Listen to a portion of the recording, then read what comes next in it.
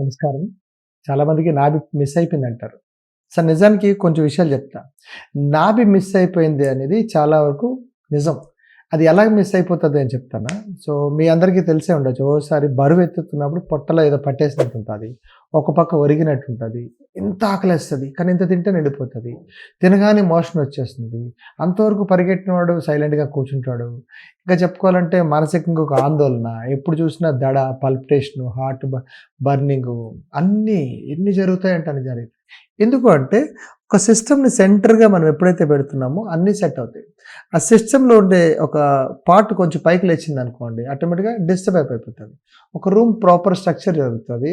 ఒక building proper structure జరుగుతుంది. అందుకే ఇవన్నీ నాభితో సమస్య. నాభి అనేది ఫస్ట్ మౌత్.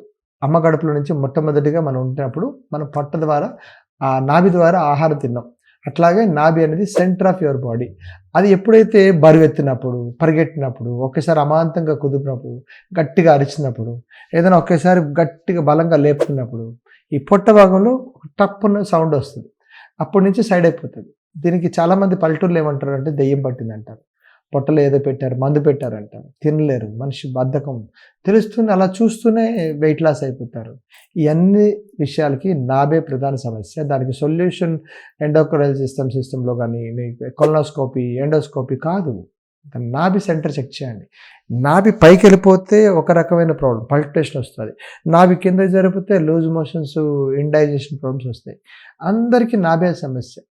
ఈ నాభి విషయాలు ఇంకొంచెం ఎక్కువ తెలుసుకోవాలంటే ఇన్‌స్టా లైఫ్‌లో ఒక చాలా మంచి విషయాలు చెప్తారు. అక్కడ వీలైనంత వరకు వచ్చి మీ నాభిని చెక్ చేసుకోండి. పిల్లల్లో ఉండే ప్రాబ్లము, పెద్దవాళ్ళు ఉండే ప్రాబ్లమ్స్ అందరికి కూడా నాభే. నాభిని సెంటర్ చేసుకుంటే ఆరోగ్యం హ్యాపీగా ఉంటది. అది అనుభవించిన వాడికి మాత్రమే అర్థమైన ఒక పెద్ద విషయం. ఇలాంటి ఇంకొన్ని మరో విషయాలు బాగా తెలుసుకోండి. నమస్కారం.